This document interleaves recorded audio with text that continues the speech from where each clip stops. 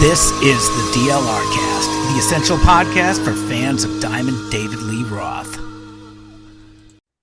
All right, folks, welcome back once again to the show that seemingly has no end. You've got the DLR Cast, the only podcast by and for fans of Diamond David Lee Roth. As always, I'm Steve, no relation to David Lee Roth, as far as I know, along with my good friend, Dangerous Diamond Debonair, Mr. Wonderful Darren Paltrowitz. What's happening, my friend? Good to see you again. Mr. Wonderful, that's a new one. Was that a Paul Orndorff homage? As I was popping into my head, I did think of him. I have no idea how I got from one point to another point in introducing you. So, but good to see you. It's been a few weeks. We got some things happening in Dave World. We got a quick interview on the other side of this intro and recap it with some news that we've got. Yeah, the interview that we have with Chris Stack, actor. I say this during the interview, pulling back the third curtain. I say, you're one of the most famous people I've spoken to while you're still famous.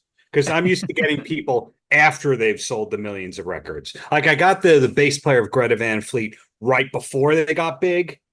But this is the case where the guy's actually on Broadway and the show's getting all the Tony nominations. So fortunately, we didn't have to deal with the publicist vetting the DLR cast. This is true. We've got a legit Broadway actor and Van Halen and David Lee Roth fan, Chris Stack, on Broadway now in a very, very cool play called Stereophonic. All the details are in the show notes, but we took a few minutes to talk to him. Really interesting cat, which I will bring this all back around in a second because he really is he's really into Van Halen, but unlike all of us, or at least folks who are listening to us, do not go deep down into the various rabbit holes that we do. Yeah. Not on social media. Really had no idea what was happening or what has happened with Dave vis-a-vis retirement, vis-a-vis Wolfgang, the feud and all that stuff. And I only bring that up because this is really funny, is that I had a conversation with a good friend of mine the other day who, a few years older than me, got Van Halen 1 when it first came out. Loved Van Halen, always more of a punk guy, but knowing that I do this podcast and isn't an occasional listener, he'll shoot me stuff about Dave and Van Halen every now and then, things like that. Well, I blew his mind telling him about the new cover that the Mojo Dojo just put out. Thank you very much. The David Lee Roth cover just about a week ago of Baker Street. And I blew his mind because I said, listen, do me a favor, because we started talking about cover tunes and things like that he never heard. I said, just Google No Holds Barbecue. And when I got off the phone with him, I had to remind myself that not everybody, like Chris Stack, goes this deep. Ultimately, for him and for so many countless others, it really is about the music, which is why I'll circle back again, because that cover of Baker Street is really effing cool. And thank you to the Mojo Dojo folks for putting that up there. Oh, not only is Ramses doing those cool covers and the animations, but he's selling prints through his stuff. I heard a rumor one is being mailed to you in the near future, Steve, so keep an eye on your mailbox. But he sent me, it was glory. Well, yeah, I share your mailing address with people. People say, how can I send something to Steve? And I won't tell you if it's good or bad. And I just share your info. So chain letters, prints from Ramses Rios. But what you just said about Chris, he's not a social media guy. He's a diehard Van Halen guy. In doing the book press for a DLR book, not to make it about me, this is relevant, I promise. There's this morning show in Connecticut on WPLR and I believe WCCC, the Chaz and AJ show. They had me on 6-7 times. They had me on again last week. Those guys, their favorite band, I believe, is Van Halen. They are not well-versed on the Wolfgang Dave drama. Not on their radar, which makes me think, like, what percentage of people who go, Van Halen is one of my favorite bands, actually track all this stuff? Or is it just the same vocal 700 people that jump on every news story? That's a really good point, because in an era where you are just bombarded with so much news and information, it's really easy not to keep track of this stuff, but it's also really easy and kind of cool to just go, yeah, I have all the albums or most of the albums or some of the albums, and everything else is superfluous to me. I really just dig the music, which I totally respect and sometimes wish I could divorce myself from all the cringeworthy moments. But then again, we wouldn't be 102 episodes deep into this podcast if I was able to do that. Yeah, I mean, speaking of that, I just 2 hours before this, I got another pickup on a Van Halen exclusive that I never meant to happen, which is when I was talking to the drummer of Shinedown. We were promoting his hot sauce. I threw in the obligatory Van Halen question, not realizing they were on the '04 tour and saw all the drama from that tour. But when he was telling me the story about seeing Eddie kick Sammy in the nuts on stage during a show, that keeps getting picked up by websites. So I saw that recently too. Yeah. I mean, and that was something where yeah, I thought I knew most of the dirt from that god awful that tour, but apparently there's more out there. yeah. So when I do these interviews, almost always it's going through a publicist or a management person or a record label person. Like occasionally with Chris Stack, it's directly to him. But most cases, it's through a professional that's like a middle person. And then you send them the coverage and you go, oh, thank you so much. And this is getting pickups and hope to work with you again. But I keep having to send these pickups and links to the Shinedown publicist going, okay, well, it's another story about Eddie kicking Sammy Hagar in the nuts, but it does have the static image that shows the Shinedown hot sauce on. I'm really sorry. I did not mean for this to happen. It's getting a lot of traffic, all under the guise of Eddie kicking him in the nuts. But so it's kind of like these pickups keep happening off of this dirt, which distracts away from the fact that Van Hagar did some pretty cool albums. Oh, they definitely did. Okay, so here's a couple things. This is perfect because you set me up perfectly. First off, if the drummer from Shinedown could have a freaking hot sauce, then the former lead singer of Van Halen could have a freaking tattoo cream, a successful tattoo cream company. God damn it. There's my little soapbox for you. Oh, yeah. But as far as the earlier points, I got to give props to, because it's seemingly not a David Lee Roth podcast episode if we don't mention the guy who replaced him, Sammy Hagar. And I'm going to give it up right now, especially if you check out anything that our friends at the Bogus Otis podcast have been posting or doing episodes about. And that is Sammy's getting it done, man. As far as I know, this tour is selling. Satriani's the perfect. Satriani's really the inevitable fit when you think of it. Right now, you basically have 3/4 of Chickenfoot. So, if you're waiting for that third Chickenfoot album, you're never going to get it. But at least you can see almost all the band, save for Chad Smith, live this summer. I only half joke. However, I'm serious though. The stuff I've seen online, Sammy sounds great. The band is dead tight. They should be, given the players in there, Michael Anthony and Jason Bonham. They added a keyboardist whose name escapes me right now. You got Joe Satriani. Sammy sounds good. Once again, let me give props to Sammy for putting this all together, giving the people what they want and being able to get it done. And remember, folks, he's older than Dave. Yeah. So, this leads me down my rabbit hole of overthinking. If I do the list of bands that Van Halen was 100 times bigger than, but in 5 to 10 years, I think are going to be bigger than Van Halen due to legacy mismanagement, I'm going to add a new band to that list. You ready? Yeah. The Zombies. Okay. Do tell why. So last night I saw Santana. He's still covering She's Not There. Robert Schwartzman, the singer of Rooney, Jason's brother, has a documentary about the Zombies coming up. I think I might have heard a zombie song recently in The Boys or the Bear. One of the shows that's yes. I'm pretty sure.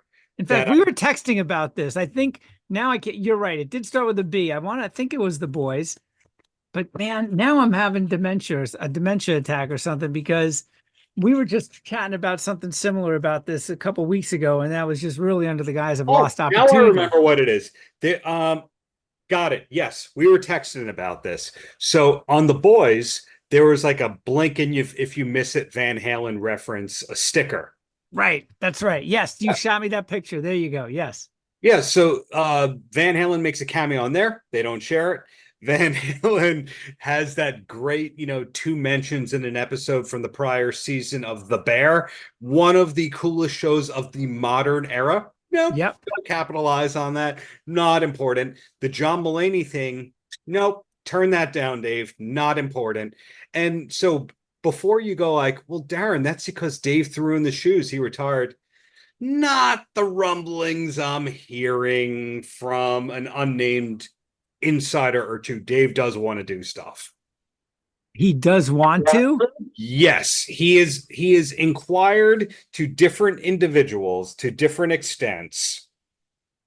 Going, how about these months? What are you doing? You mean, wait, wants to do stuff as in playing live? Rumors, innuendo. I don't know what it is, but he's reached out to people who have worked with him over the past decade and said, or rather his team has, and been like, yep, we're thinking of doing stuff. I don't know if these are actually just integrity verification tests to see if it gets leaked to me and I say something so they know who the mole is. But the key is, like, he's not retired. He's not done. He's not just sitting in the house doing nothing. So what would be the hassle for them to go, thanks for the plug, Bear. Thanks for the plug, the boys. Right. I was just thinking, I mean, in kind of like the lifespan, if you will, of being an effective rock and roller, you can go 5-6 years without doing something between albums, between tours. Maybe you're on a couple multiple tour cycles, and for whatever reason, especially in this day and age, probably because of money, probably because lack of label, you don't put out new product, whatever it might be. Yeah. All those different reasons that keep you from being active. Unlike, say, a Sammy Hagar, unlike, say, every 2 years a Journey, a Def Leppard, whoever it might be, you can do that. You can have that stretch till you're about 60, right? 60 years old, I'm saying. All of a sudden, when you hit about that 55, 60-year-old point, you can't take 5 years to put your shit together. You can't take 7 years. Do you get what I'm saying? I mean, we're running out of time here, man. I mean, if your exceptions to the rule, like you have your Leonard Cohens and your Kate Bushes, and you're like out of nowhere, hey, we're touring even though we haven't toured. You have those, but in conventional commercial wisdom, and David Lee Roth is not an avant-garde artist. 100% with you. And he's somebody also where at a certain level, the longer you stay away, the harder it is for you to come back. So like a Kate Bush blew up because of Stranger Things. Well, she was a recluse, probably. No one heard any new music from her for forever.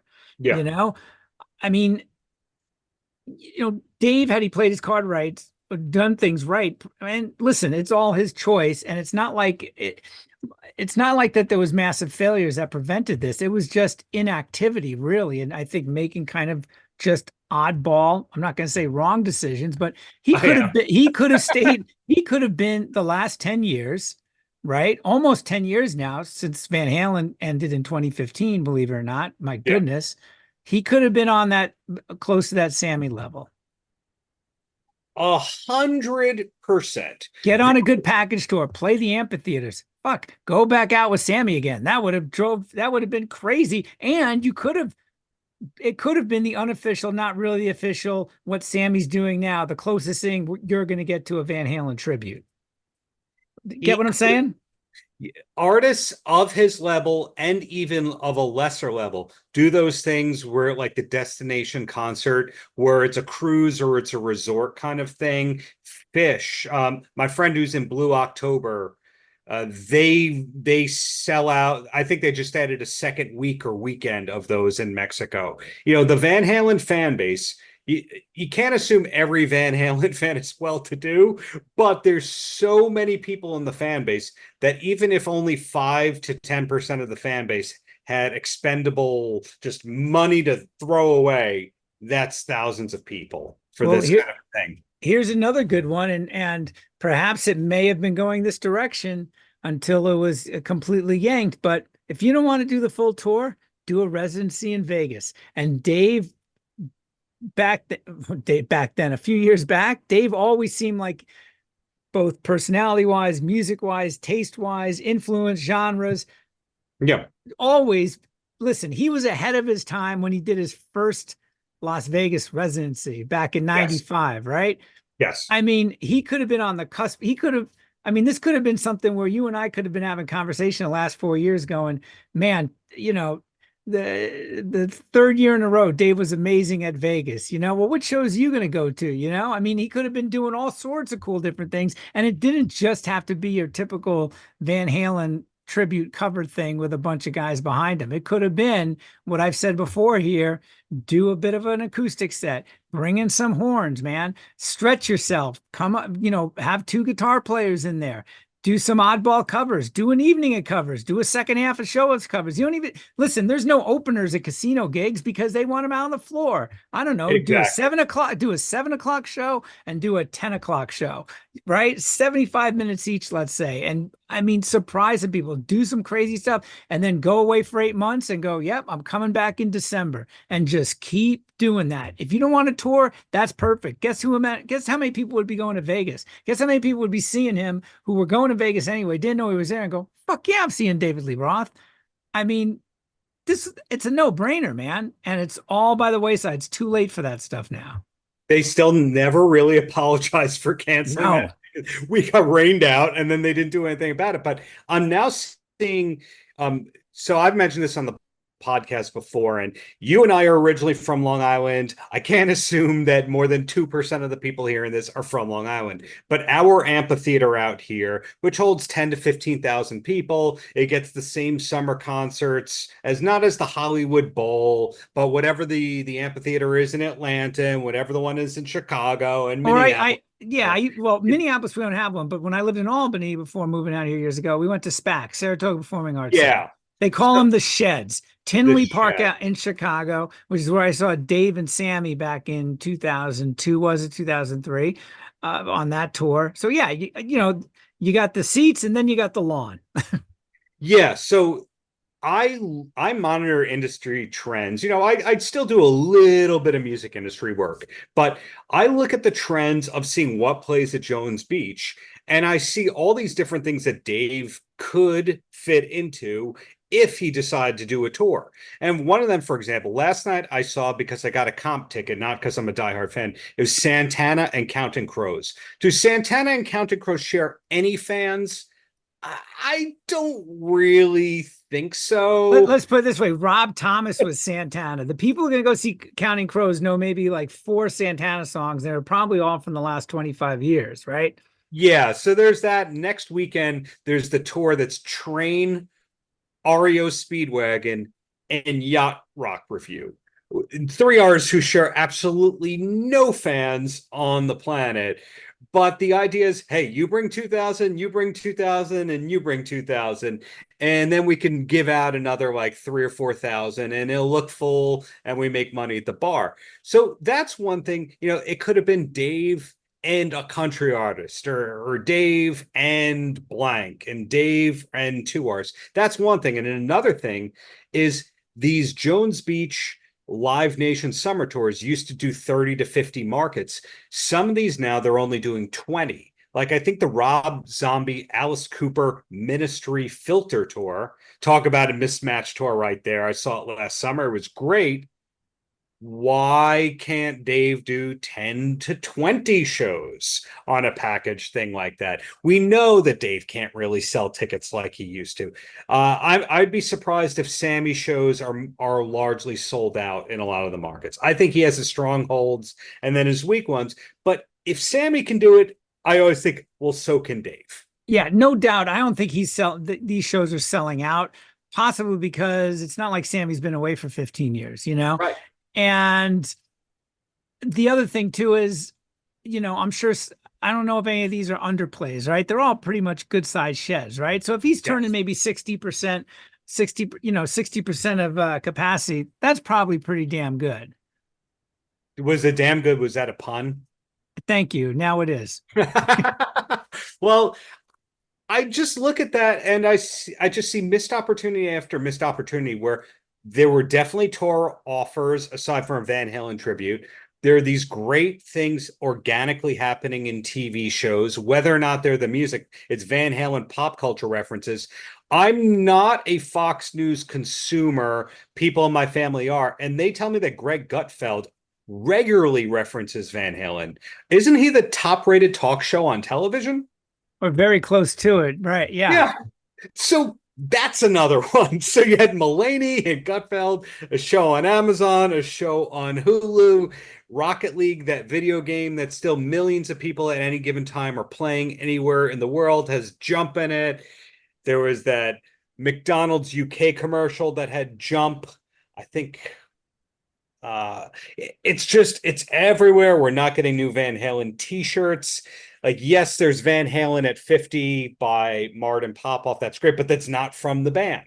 The Alex Van Halen thing got, a lot of press, the auction. That's great, but that wasn't really a band thing. The only band thing we've really recently gotten, unless I'm wrong here, is the reissue, for Unlawful Carnal Knowledge, right? I think you're right. And I'm just thinking, I was looking it up too. Meanwhile, all those things notwithstanding, officially we get from Dave last week, we get Mean Street Unplugged. Yeah. From No Holds Barbecue on Dave, on Dave's social channels. Yeah. Always cool to see that. Why now? No credits. I'm sure if I go through the comments, if I put on there like I normally do, man, thanks for that footage from 95, man. People will be like, what? That's new, so we have that great version, by the way. You don't know who the band is. Dave looks great, but it's from I No know Holds who Barbecue. the band is. No, you do. He doesn't. I have to rudely interrupt you with that, because I think it's such a slap in the face. Do you notice how there's the guitar on the left of the screen? Yes. What does that even mean? Yes. They put it over the face of Bart Walsh to blur Of course they did. out. As I was saying that, I was just thinking of that. So there's Toshi Hikeda on second guitar, who Dave referenced in one of his recent stories, which is great. Ray Luzier, who joined Korn in something like 2006. Melissa Elena Reiner on violin, who we had an interview with on the DLR-cast. Still don't know who that harmonica player Sam is. Originally, I thought the bass player was James Lomenzo, who's now in Megadeth again, but it's not. I believe it's Todd Jensen, who's now in Journey. Right. Yes. And it looks like him a little bit. And which can I super sidebar and say, we are middle to late July. Where are the updates on his stalker? Good. We're going to keep asking that question, aren't we? What was the name of the stalker again? I'm forgetting. Clay? Something like that. But I just want to go back a little bit, because I don't know if you've seen this stuff, because I get my alerts when Dave's doing something. Yeah.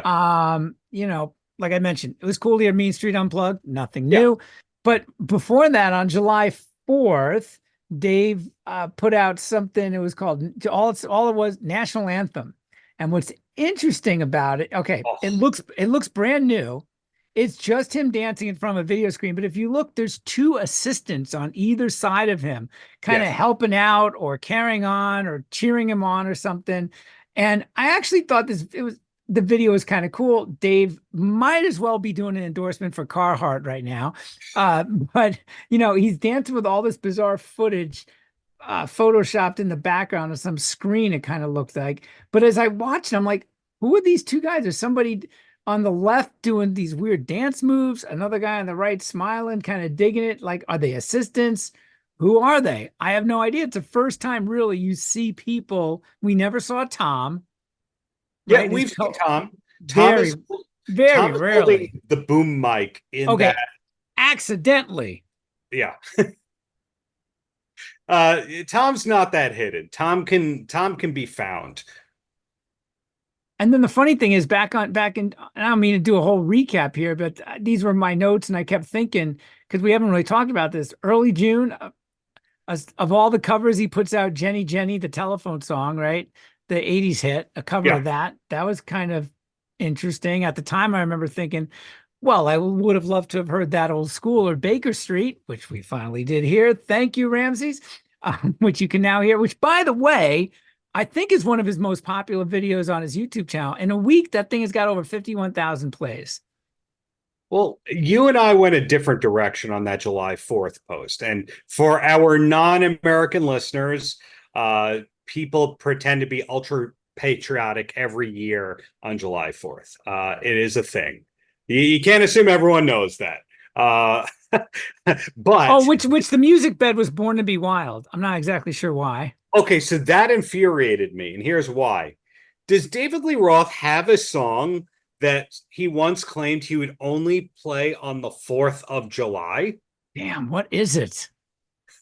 Am I talking about a Yankee Rose? I believe you are, sir. Only a song that Where most people who are fans of David Lee Roth solo stuff will recognize before any other song, next to where California Girls, perhaps. which has the lyric "Firecrackers on the 4th of July"? No. Dag nabbit. So you call Born to Be Wild the national anthem, but you have a song that specifically calls out July 4th and the Statue of Liberty because that's what it's about. And that is not what you show on July 4th, which then makes it go, Dave did not play Yankee Rose on the Vegas residency run, the Kiss dates and all that. Does Dave not like Yankee Rose? Is he ashamed of Yankee Rose?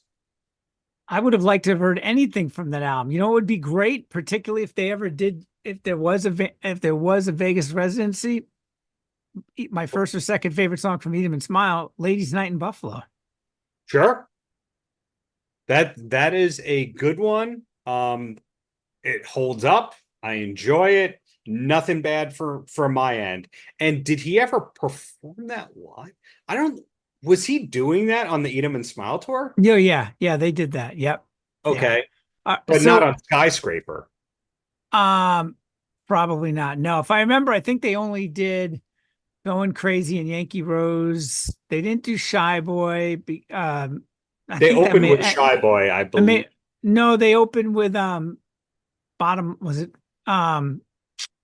what's the very fast paced song on Skyscraper? Oh, you're talking about the Skyscraper tour. I thought sorry. Okay, my bad. Yeah. It opened up with The Bottom Line, I think. Yes, you're right. You're right. Yeah. All right, I got to jump back to Dave's erstwhile inexplicably weird video release schedule, if you will, because I'm trying to figure out some sort of weird pattern, and I really can't. There is none, right? But back in May, he puts out a video, right, called Papa's got a brand new bag, the James Brown song, with wearing the Carhartts and the overalls and the video screen, just like we saw in National Anthem that we just talked about on July 4th, without those extra dudes on the others. But this one in May doesn't have the two extras, if you will, right? Yeah. I don't even know what any of this means. It doesn't mean anything other than the fact that it's weird as shit and we can't figure it out. So we're going to talk about it. But then here's the other weird one too. Back in mid-June, middle of last month, an animated video for the song Low Res Sunset. One of the songs done with John 5 that he put out now going on 2 years ago. And of course, it's all animated from the Soggy Bottom cartoons. I don't know what it means. I always liked that song. Why now? Why mid-June? Why? I don't even know if he's deciding on this shit. Here's the vibe that I'm getting from speaking to people and talking. I should say, here's the vibe I'm getting from talking people's ears off and then deciphering what comes back at me. He's always doing something.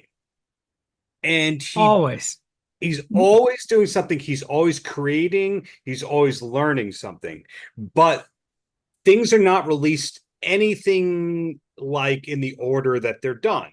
And at a certain point, he goes, hey, what about that thing? We should put that out. And then immediately it's drop everything. Dave said to put that out right now.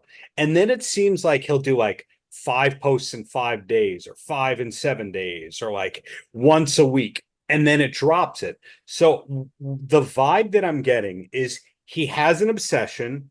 He's all in on that obsession, and then he's on to the next obsession. But some of the obsessions are not public facing. So, for example, if he's deciding I'm doing Brazilian jiu-jitsu, that's not a public facing obsession. Right. He can show off, but the painting is. Does that make sense? Yeah. And I'm just thinking now, too, to paraphrase the theme song of the podcast at one time, where is David Lee Roth? Yeah. And that what I've been wondering, too, is I'm assuming, especially since there's no public photos of him, he's at his Pasadena compound all the time. Yes, correct. I mean, it's very hermit-like existence, do you think? I don't know if I said this on the air. I loathe people who repeat stories, and I apologize if I said this. But did I ever tell you about there's this weird quirk that he has, and multiple people from decades have told me this about his home, that he's like obsessed with the air. So he won't do air conditioning in the traditional way that you or I would do it in the summer. It's like all the windows are open at all times. So if you're in his house, like you're wearing a jacket, no matter the season. I've heard that before. I can't remember where I've heard it from, but it reminds me too that he's always had some issues, particularly on the later Van Halen tours with the air conditioning in arenas. Hates it. Yeah. Yeah. So what I'm hearing is that he's around, but at the same time, he seems to have his circuit within Pasadena where they won't drop like, oh, Dave was here to whoever it is. So for example, when they dedicated the band shell at that park to Van Halen, like the city knew when he was coming. So in other words, because he's not on a smartphone like we are, like his office knows who they can trust and who they can't trust, and they go, Dave is going to be here, and if you betray that trust, kind of like ACDC style, you're cut off and you don't know that you're cut off. I gotta believe also that it's probably not that busy of an office. It is. How? Who? I mean, he's not putting out a freaking liquor brand or a beer press release every 2 weeks. How and why? Everybody knows by now he turns everything down. The guy is invisible. He's not doing anything. Who's calling him to do shit besides maybe you trying to get through to some backdoor connection for him to, maybe someday, God willing, chew us a new one on this podcast. Apparently, everyone is reaching out all the time, and everyone wants to meet him, and everyone has an idea for him. Well, that makes me feel good. Which most likely is going to get ignored, like not even a no. But then at the same time, when Dave decides that he wants to do, did you ever hear the Kevin Smith monologue about him being asked to do a documentary for Prince? And no, it was like, if Prince wants a llama at 3 a.m, you're getting Prince a llama at 3 a.m. From what I heard, like Dave alternates between that and then also being the most like normal, rational guy on the planet. It's like, I'm going to go get a Big Mac. But then it could also be like, I'm going to buy all the stock in this McDonald's today because I feel like it. You just don't know if you're going to get the most rational human being that's like relatable, like the Uncle Manny style Dave, or you're going to get like him telling a drummer how to play the drums, even though he doesn't play drums. Like, you don't know which one you're going to get. Being driven by ADHD, as we know he is, as he's admitted, basically. Yeah. I'm not surprised that he's always doing something, always keeping busy. Listen, I am sort of an ADD sort of brain, and I constantly have to have input. Here. I constantly have to have, when I was a kid, I had to like read the back of the cereal box, for God's sakes. I couldn't sit still and just sit there, and I always would joke around, I'm like, I need input. I might not learn a goddamn thing, but I need input. You know what I'm saying? Yeah. I need to input, and I also need to create. I like to do something with my time. And I totally get where that's at. And if 99% of them don't really mean anything, you're still scratching that itch to do something and to fulfill yourself, even though it's not fulfilling anybody else. And maybe it's just not supposed to be. So going back about 12 topics, 12 sidebars ago, when I say that some people who've worked with him in the last decade have gotten inquiries of like, hey, are you around? But at the same time, we learned from Francis Valentino on episode 100 that when it came time to do those re-records, he was on his way to the airport, or he's at the airport, and they're like, yeah, we don't need you. And then he's like, okay, well, free trip to anyway, I'll fly out. They flew out and they're like, we need you. Right. I just think that what somebody who knows what they're talking about, what they're around, told me is he likes to plan. Dave, I'm talking about. He likes to have stuff to look forward to. He likes talking about doing it. Then when it actually comes around to doing it, he's like, oh. Like how Larry Davis is excited when stuff gets canceled, so he doesn't have to do it. Right. It's like that. And this person has been around the tornado. I don't mean to be negative here. It's just like Dave likes to do stuff, and he likes to have stuff to look forward to until it's time to do it. So I think that's why we never got the rescheduled Vegas thing. He's like, well, I promoted it. I tried. Okay. And that was that. That's still a big aggravating mystery to me. Everybody else somehow rescheduled in the following 16 months, for goodness sakes. I get COVID was a tough deal, but everybody did. Everyone did. Everyone did. I remember there was one or two tours that like got pushed from 2020 to 2021 to 2022, and then eventually they went, okay, we have to give you your money back. Let's announce other tours. Like Wallflowers Matchbox 20 was one of them. Right. But everyone kind of moved on, and it saddens me, being serious here, when I go, okay, so we're coming up on this, the Dave shows that he canceled was early 2022, right? End of 2021, early 2022, I believe. I think so, yes. Yeah. So, like, how are his vocals 2.5 years after that? How are his vocals 4.5 years after that Vegas and Kiss run? Well, we got a little glimpse of that with the re-records. No, we didn't. No, we didn't. Because he's saying that those were all 1 or 2 takes, and I asked around, and those were edited vocals. It's kind of like he sang it a few times and they comped or combined takes, which is normal. It's totally normal to do that. You just don't tell people that vocals are live if they're not live. Right. What I'm getting at is, maybe you get better as a chess player as you get older. Maybe you get better at golf. Maybe there's some instruments you theoretically get better because you can learn that less is more, but I just don't see singing as one of them. No, and we're seeing this now. I mean, with maybe 1 or 2 exceptions, especially in hard rock. I'm thinking particularly Glenn Hughes and Dave Meniketti of Y&T. Robin Zander. Well, I can tell you, Yeah. I mean, I can tell you, Xander's not hitting the same notes he was even 5-6 years ago, and his son is on stage doubling every vocal. You're right. I'm wrong. You're right. No, I mean, but he's still, I mean, he's hitting 70% of them, but he was playing at such a high bar for so long. He was the guy who always, was like, he doesn't age. Well, finally, yes, closer to 70 years. Sammy sounds, there's some notes he's not hitting. It's going to happen.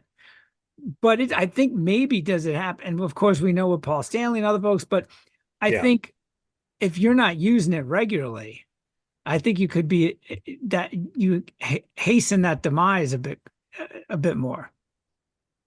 Yeah, so I think that there are workarounds. There are things that can be done. He could still play shows. He could still be entertaining. He could figure out ways to do stuff if he wants to book it and follow through on it. There's feelers out for him. There's people who are happy to work for him, happy to work with him. But we, the fans, are kind of in the same place now in July 2024 as we were when we started doing this podcast of what's going to happen, what's in the vault, what do we know, what can we solve, and it's kind of the same answers. Well, we'll find a few things to talk about at least here, and as soon as we get off of here, I'm going to go back and listen to Baker Street once again at the Mojo Dojo on YouTube. So that's the stuff I look forward to, those little surprises like that, because that's really all we got. And great interviews that we have still been getting. Thank you, Darren, very much. Chris Stack was a hell of a lot of fun to talk to. I wish I can try to get out and see Stereophonic, because it looks, just from what I've read, and we'll have links in the show notes and everything, it looks fantastic. He just seems like a super cool guy too. He's the kind of guy you really would like to talk to about almost anything, but especially about music. Well, speaking of interviews, my last thought or question here. I've mentioned on this show and another podcast or two that I do have some unknown, it's not the best, but some info about Ink the Original that was leaked to me. But if anyone is still listening to this and has questions about Ink, the original, I feel like I can ask this person another 3 to 5 questions. So if anyone is still listening to this and you have good questions that I can try and get answered about Ink, the original, fire them my way and Yes. see for our unveiling episode. Yeah, drop us a comment on YouTube or email us at the DLRcast@outlook.com. Yeah. So, hey, Steve, thank you for tolerating a bunch of outbursts and off-topic non-segues right here. If they comp me tickets, I'll drive to Jersey to see Sammy over the next week. Are you going to go see Sammy in Minnesota? He's not coming here. What? I'm not. No, we don't have an amphitheater. So unless I'm way off, I don't remember seeing a date. I think the closest we were getting may have been Chicago and Milwaukee, which often happens. Wow. He's not. I'm pretty sure he's not doing the state fair here. Which sometimes in August, when we have our state fair, the Great Minnesota Get Together, as it's called, the last 15 days or so of August, very often, that for those 15 dates, because we don't have an amphitheater, we don't have a shed here, sometimes those shed tours will be booked. We'll get somebody at the Minnesota State Fair. But I don't remember. Frankly, I would have bought tickets with special guest Loverboy. Yeah. Yeah, I know he's on the East Coast. Yeah, right. Well, yeah, he's up at the aforementioned SPAC tomorrow night in Saratoga. And I'm just Pine Knob, Tinley Park, Illinois, Vegas, Colorado, Washington. No, he's not coming here. So this episode is officially titled "Why Does Sammy Hate Minnesota?" He said, "Yeah, it's interesting actually because the tour runs through August 31st. The last date is in St. Louis, so I mean he's, Cincinnati. Boy, it's a shame. Yeah, I would have bought tickets. I mean, the fact that he's not coming, but I'm not surprised when I see these big shed tours now. It's like, yeah, we're not getting them, unless, like I said, it happens to fall. Somebody gets routed around the state fair because that grandstand there is huge. But here's something interesting I didn't know, and maybe our friends at Bogus Otis were talking about this. But the tour ends August 31st. They take almost a month off. Then they're doing Japan in September, starting September 20th, which I just find really interesting. And then they're doing the Vegas birthday bash, and that's for a few dates in September. Night 1, night 2, 2 nights of Sammy Hagar and Friends birthday bash, October 4th and 5th. Then there's a Cabo Wabo birthday bash, 2 nights, October 11th and the 13th in Cabo San Lucas in Mexico. Okay, I have a hypothetical. I've never asked this out loud before. What do you think Vic Johnson does when there's a Sammy tour announced and he's not on it? Is he like secretly in the traveling party just in case the guitar player's sick? Do they make him a guitar tech? Do they... Good question. He's a great guitar player. If he's not traveling, I mean, he could be that guy where if God forbid something happens, they're not going to cancel the date. Vic's going to get that call and be on the next flight out. Because I know that Def Leppard was doing that with, I think it's public knowledge, Steve Brown. Oh, right. When Vivian Campbell was in chemo or something like that, right? So he actually did the dates, but then I had heard from smart people that Steve Brown was like just paid to just like hang out just in case. Right. So that's not such a bad summer gig to like, hey, you have to go see Def Leppard every night. Be ready, but you just have to watch and hang out with Def Leppard and eat their food and stay in their hotels every night for summer. You mind? I'm wondering if Vic Johnson has one of those deals, like a tour of this magnitude with all the insurance that has to be paid out. Is there a shadow band that tours just in case, or is it that the drum tech is just the best drummer and the bass player, the bass tech rather, can just play the whole show, etc.? I mean, when you think of it, that could be an interesting episode because bands are so loath because of insurance, because of guarantees, are so loath to cancel. I mean, remember a few years ago, Kiss did a show without Paul Stanley. Yeah, at a casino. At a casino. And actually, to their credit, Gene went up there and said, should we do this? And I guess it was like kind of like by round of applause, they said, yeah, let's do it. Cheap Trick has basically gone out there when Robin Jr., when Tom had open heart surgery, filled in. That was right after 2021, I think. Rick had been sick. The guitar tech took Rick's place, for goodness sakes. Dax filled in for Bunny Carlos. I don't know if anybody, I think Robin There was Jr. a may have. Robin. There was the show where Robin had to go home for a hurricane prep, and so it's just kind of like, "Hey, Mike McCready, get on stage. Hey, you get on stage. Hey, you Right? get on stage." Yeah. And they did one of those. And those, I remember an Ozzy show. Ozzy missed a Black Sabbath show, and Rob Halford filled in with the teleprompter. I love those kinds of I shows. kind of like those one-off things too. I mean, if I'm seeing Cheap Trick, I'd probably be a little bit pissed. But the idea that, well, I'm not gonna see anything like this again. However, if I'm a Foreigner fan and nobody, even from the original band, is there because Lou Gramm is sick, then you're seeing a tribute band, and that's where I draw the line. Yeah, yeah. So I want to know if somebody can figure out where is Vic Johnson during this. Does Vic Johnson fly on the plane? Does Vic Johnson stay at home? Do they put him on a crew bus? I'm very concerned about Vic Johnson. I don't know where you're going with this, but as far as we know, Joe Satriani's in great health. Come on. Well, of course he is, but if it's like, how Stephen Pearcy from Rat has his like lead guitarist, I think it's Eric Ferentinos. So it's like, hey, you know how you can play all the Warren DeMartini parts, and I like you, and you're easy to work with. Yeah, you're sitting this tour out. I'm going out back with Rat. You're not doing this one. In other words, there's the person with their real band, and then the side bands. It's like Vince Neil goes out with Motley Crue, and there's Mick Mars or John Five on guitar, and then there's the guy. Is it Jeff Blando or whoever it is playing guitar in the Vince Neil band? Brett Michaels goes out with Poison. There he is with CC DeVille. Well, no, I'm sorry. This is a Brett Michaels band date. Okay, Pete Evick, come out, ladies and gentlemen. And then what does he do when Poison's touring? Does he go out in case CC is incapacitated?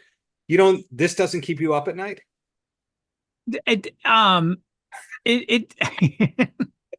it doesn't keep me. It's going to now. Thank you very much. Yeah, where's Vic? Well, is that going to be the name of the episode? I don't know. No, we can't do that. Where's Vic Johnson? Boy, you really went on a tangent on there, my friend. Okay, then I have one more idea before I let you wrap it up. All right. What if Dave did a Van Halen tribute tour and his guitar player was Vic Johnson? He took him from Sammy. You give me about 20 minutes and I might think that's a damn good idea. Yeah. I think a future DLR guest Vic Johnson will agree on that one. And Dave surprised everybody by doing There's Only One Way to Rock. Hey, I've got nothing to add. That would be when hell freezes over. Thanks, anyone still listening. If you have ideas or things that I should inquire about with Ink the Original, let us know. I don't know if that's going to be 1 or 2 or 3 episodes from now, but we'll unveil it and, let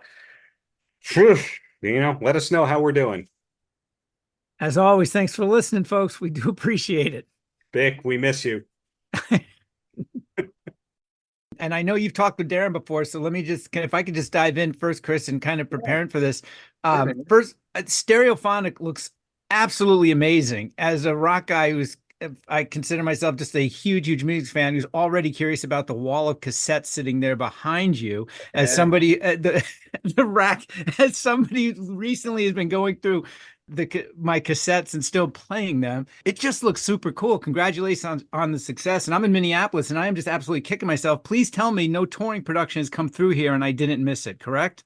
No touring production has come through. You have not missed it, though. There probably will be a touring production in 2025, though I will most likely not be a part of that.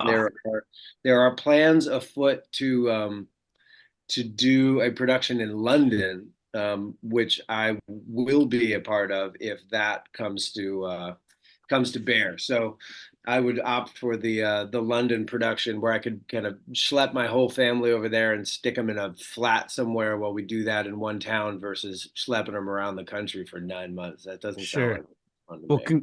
Congratulations. It just absolutely looks so cool and amazing. So thank you. Yeah, I think it's an incredibly unique piece of art. I mean, it's definitely a unique play. And it is by It is most certainly a play with some really good music written by Will Butler, and the music is performed live by us on stage every night and recorded and played back in real time for the audience to hear. And they're, it's a very much a kind of paean to the creative process, and so I think it's something that a lot of people can relate to, whether you're a theater maker or a music maker, or just whether you collaborate with people. I mean, people who work in finance can relate to it as, just needing other people to make things happen. So it's really cool. I feel really blessed to be a part of it. If I can butt in with a compliment, whenever I'm speaking. Always. Okay. When I'm speaking with a Tony Award winning or Tony Award nominated person, it's usually 20 years after that happened. It's never while the person's still prominent. So, Chris, thank you for defying. In other words, if I speak to a member of Motley Crue, it's 20 to 30 years after Dr. Feelgood. I don't usually get the person while they're still cool. So thank you for doing this. And, our prior conversations were largely rooted in Van Halen and your fandom. But at the same time, you're not a social media guy. You're not glued to Blabbermouth, etc. So I'm curious if you've been following any of the recent Sammy Hagar drama.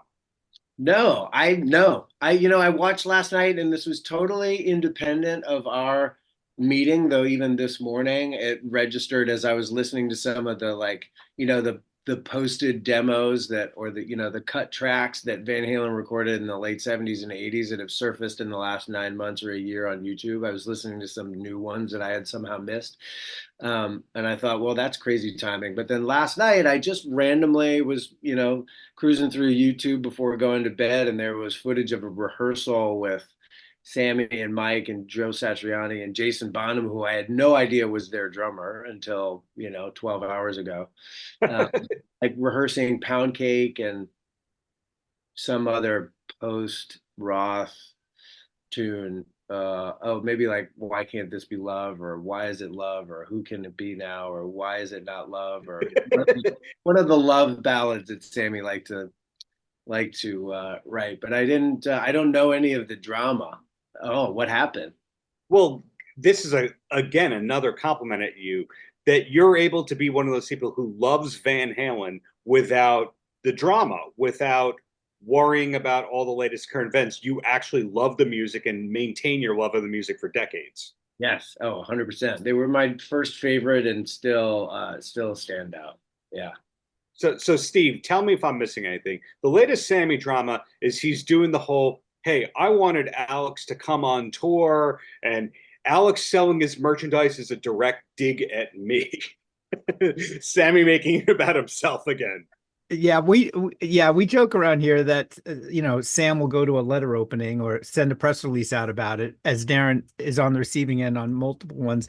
But it just seems like of late, especially with tour promotion and tour starting, which seems to have been an endless time between them announcing this and the actual start of the tour, which smart marketing, I guess. But of late, I know the most recent one was where he tried so hard to get Alex to join the tour. And a lot of things with Sammy, it's like, and it's a different kind of truth, as we like to say, if pardon the pun, where you're just not sure where anymore. And you can say the same thing about Dave, but especially of Sammy, you just don't know where the fact is and the fiction ends and begins, and been a little bit confusing to me, to say the least.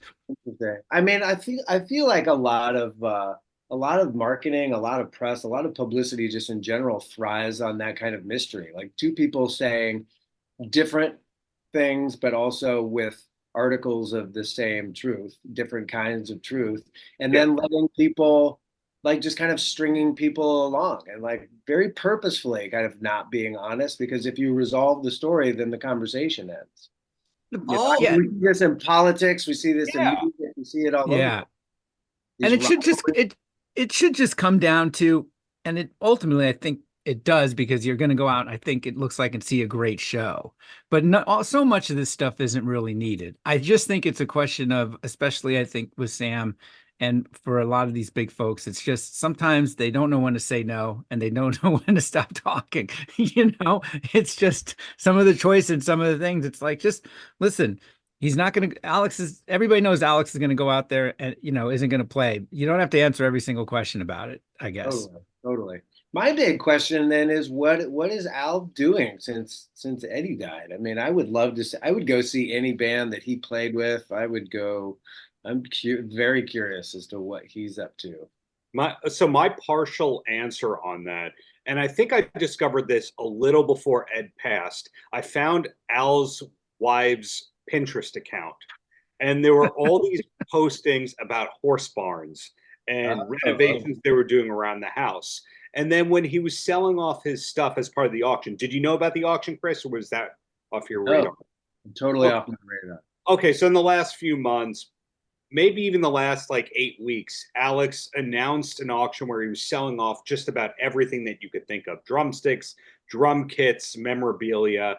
A friend of mine thinks that Al is keeping some of the stuff, but they made it seem like he was selling everything off. It was literally like 300 lots on the auction site, somewhere around there, some 3-digit number where you just went, oh my gosh. And then when you started reading into it and looking what it was like, this is like the most massive rock star garage sale you've seen in a while.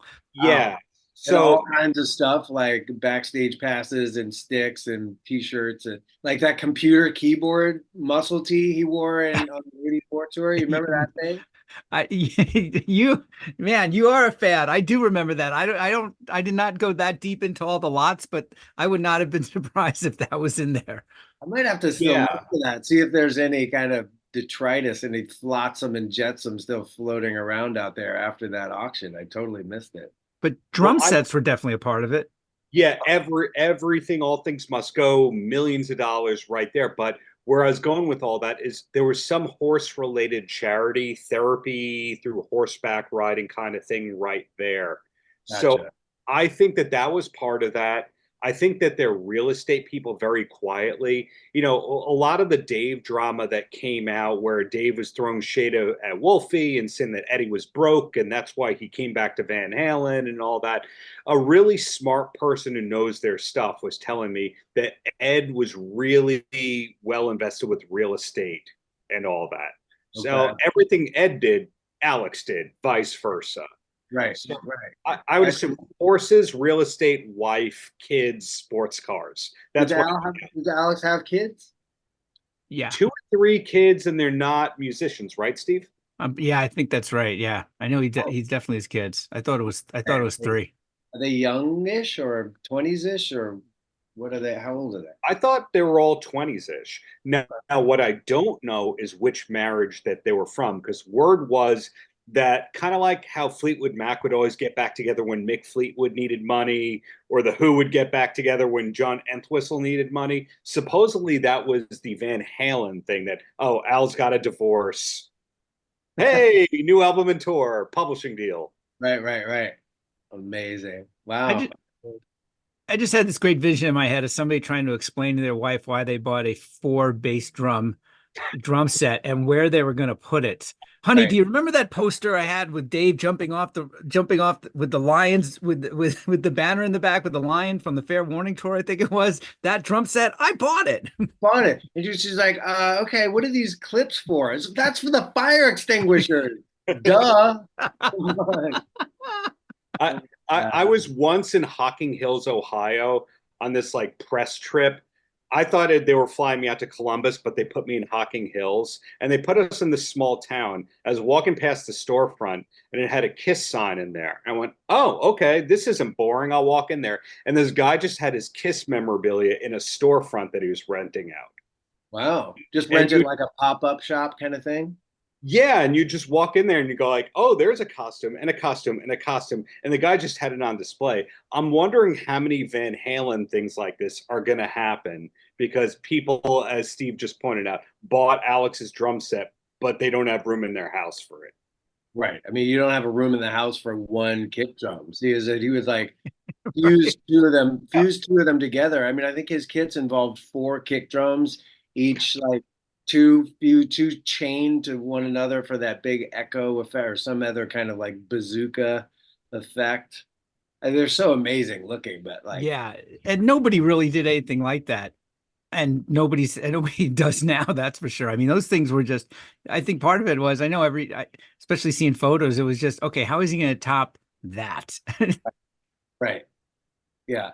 When like then well then I guess he'll do it and then he'll cut up a whole he'll have them mirror coated, you know, Right. so they look bigger, they catch the light different or something. Yeah, I sent Darren a picture that I have up in my dressing room on Broadway of it's clearly staged, but it's in their rehearsal room.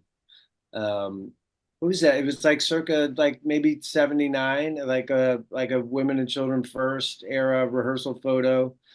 And Eddie's still got he's got the bombshell equipment rack, and then Dave is pouty on the floor, looking very artistic and sexy, and Mike is doing something. And then Al is behind, like just a rehearsal kit or a recording kit or something that is a really basic, like for him, a kind of a bare bones kit, and it's got tons of cymbals and all of the kick drums and tons of these just big bucket rack toms that and with a gas mask hooked on the front of it. Right. Fabulous. I mean, this is part of the reason why I fell in love with this band. I mean, the music was first, but then their whole thing, especially in the 80s, I remember my mom would hear what I was listening to and she was like, oh God, it's so loud and it's so hard. And then I showed her something that she read about how they were some of the only guys to smile while they played. Like some of these kind of bigger rock, especially the metal guys, who would smile while they played. And it was always a little bit of tongue in cheek, which is why Yeah. Dave's lyrics are so good.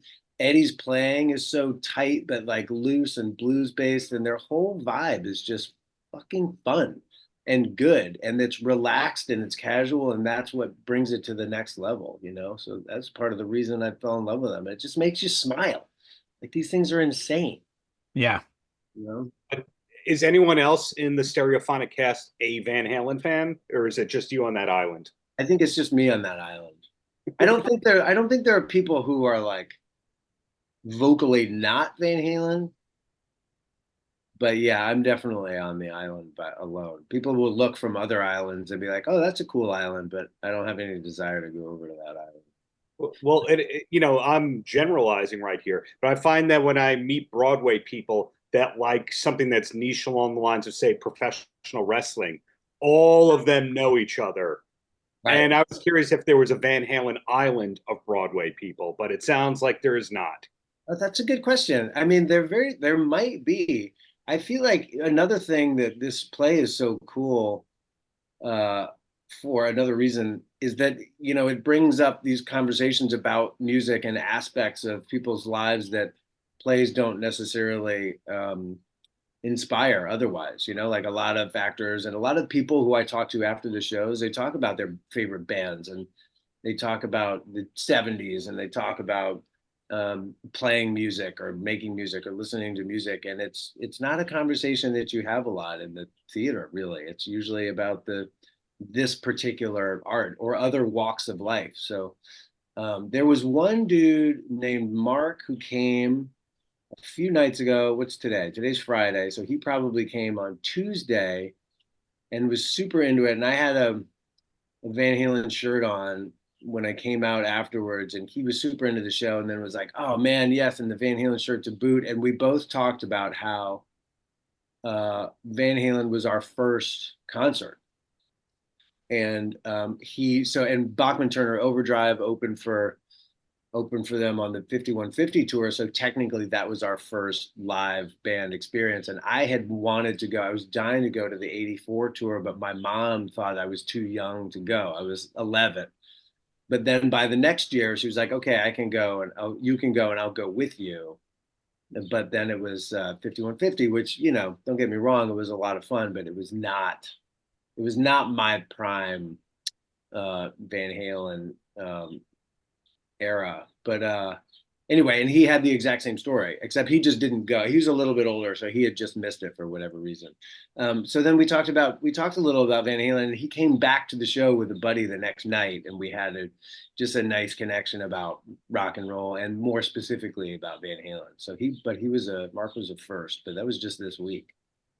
Yeah, isn't that's always one of the best things about just your love of rock is that, people obviously you and I have never met, but we could, talk another 2 hours about our favorite rock music. And I would bet I could automatically bet that I have some of the same cassettes you do back there. So, I'm sure. Yeah. Sure there's lots of overlap. Yeah. It is such a grech uniter, which to me was a weird sort of dichotomy considering when the whole, Dave leaves Van Halen thing and all blew up, because for the first time, really, for me, I was in high school. For me, first time really, it was like, oh, this is kind of like professional wrestling. I mean, this is like, there's like such vitriol, animosity there. And maybe it was there before. I mean, it wasn't really on my radar. Ozzy and Tony Iommi were so pissed at each other. Ozzy may have been too drunk to care, but you know what I mean? Where it was so public and just so big and ugly, it made me hurt. I felt it was like, especially as a Dave fan, I'm like, man, don't kick this guy. Are you kidding me? At the same time, I didn't want to admit that somebody had the fallacies, that he was probably just a complete jag-off so often because of a giant ego. But that was also fueled by the fact the guy was so great and he brought that band to the finish line. Because I always say this here, that, they probably would have been a fairly successful sort of, Black Sabbath-y prog rock leaning band if not for Dave, because he brought the R&B element to it. Right. They were covering Cool in the Gang and, oddball tunes, Casey and the Sunshine Man, whatever they were doing in the backyard parties, because of him, not because of anybody else. Right. Well, and ironically, he also was the one who brought them into themselves as individuals. Like, he's the guy who suggested that they be called Van Halen. He's the guy who suggested to Ed, like, no, you personally are the kind of, you're the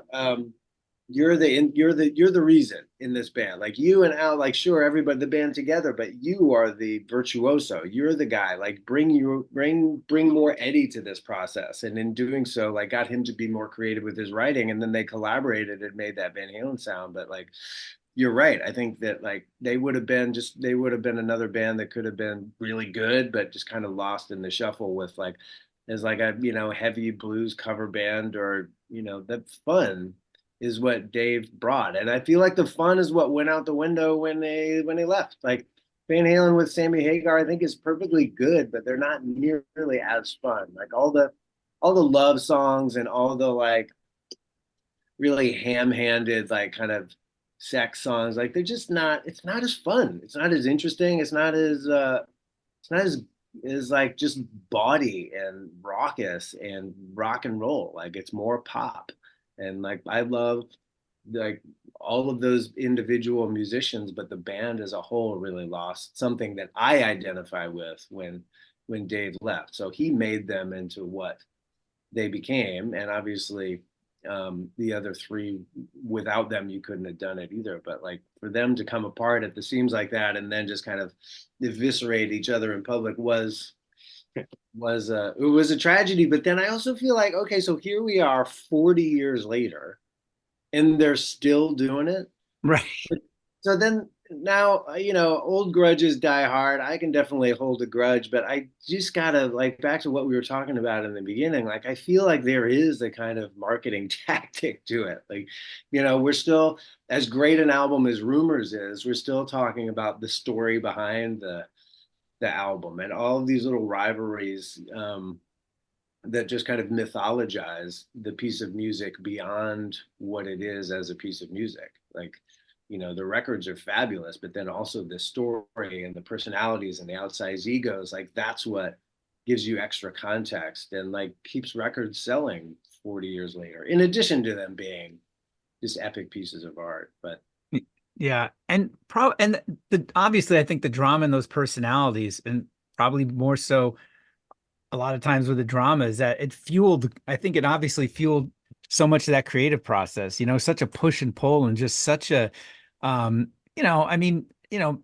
maybe, I guess, at some point the drugs and everything overtook, especially with Fleetwood Mac and things. But really, I mean, the fact that it's got to be hard to make art with people that you hate and yet you love making music with them.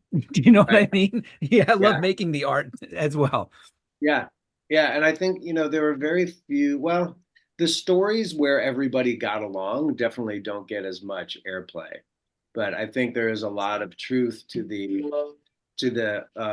idea that pressure makes diamonds, But I also think that that's another reason, I mean, not to make it all about Stereophonic, but one of the other great elements of this process was that everybody does indeed get along. Everybody's incredibly talented, and people have opposing ideas sometimes, but we have a great way of communicating about them. And it's a gigantic team, and there's definitely a hierarchy of people in charge. But when it gets down to it, the collaborative process has been really fulfilling. So you can do it without all the friction, but the friction is what kind of gets you in the tabloids or out in the press.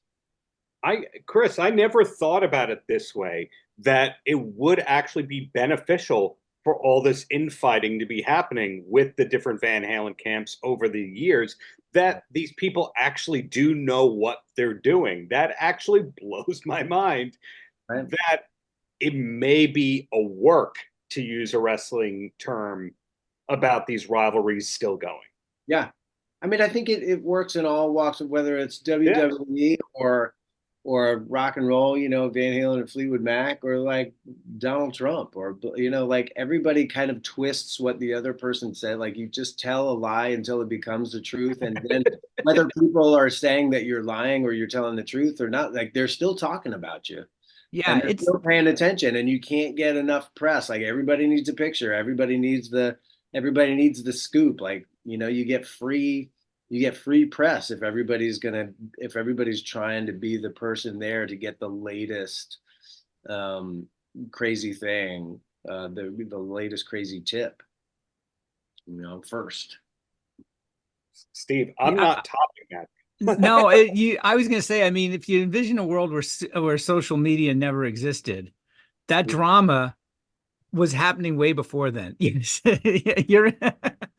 such a happy place. It's a good world. But that drama, I was reading about it in the magazines, it was a monthly thing, for goodness sakes. It was fueling everything back then. So, I mean, it still would have been going on. I mean, Thomas Jefferson and John Adams were doing it. Yeah. Before there were parties, before there were bands, like, there were still people who were shit talking to get the conversation started, and maybe there were grains of truth to it, but they were always bend those truths. Little known fact: John Adams, huge coke fiend. I just made that up. I don't know. I believe that. I mean, to be a lawyer, to be a politician, and to run a successful Massachusetts farm, like, you gotta have a little help. Exactly. Allegedly, we don't want the Adams or Jefferson estates to come after the DLR-cast or Stereophonic, correct? No, definitely not. We say allegedly. Let's just say, or many people are saying. Right. At least 3 people are hypothesizing. Right. So, Chris, not a social media guy, but if we do want to follow Chris Stack in some form, what's the best way we do it? Is it IMDb? Is it just Stereophonic on Instagram? Sure. Yeah. I mean, the IMDb is not really, I mean, it's a living organism, I guess, insofar as it has my kind of resume on it. But the Stereophonic Play Instagram account has all sorts of stuff. Whoever's running that, like, they do a really good job of keeping it up to date and keeping people apprised of what's going on. Yesterday morning we played 2 songs on the Today Show, and so those are the footage from those performances is up on the Stereophonic Play Instagram account. And then there's lots of kind of minutia from the run of the play, the latest press outings that individuals have done, or just kind of marketing events. We did a CD signing at Rough Trade in Rockefeller Center a couple weeks ago. So how cool. Yeah, it's super fun. This play is unlike anything I've ever done before, and I dare say unlike anything that most people have ever seen before. And even like love it or like it, or don't quite like it, or maybe even hate it. And I haven't heard from anybody who's hated it, but it's definitely something that you've never seen before on a stage, never mind a Broadway stage. So So I got to ask about the play, especially with your involvement. And I don't know how these things necessarily work with the Great White Way, but is there a chance that it goes back to Broadway ever, is there a possible movie adaptation? what do you mean by back to Broadway? Well, I mean, it's because it runs on Broadway, right? But I mean, it's not. I mean, how long is that run? I mean, it's. I mean, I know. Like, would there be a revival at some point? Yeah, I mean, it's not like in perpetuity. I mean, I just don't know that much. I just, remember growing up in New York and seeing, last 2 weeks, and then it leaves the theater after whatever its run was. Totally. Yeah, I think, well, I mean, right now, our contracts are through January 5th. And there is always, I mean, Cats ran right.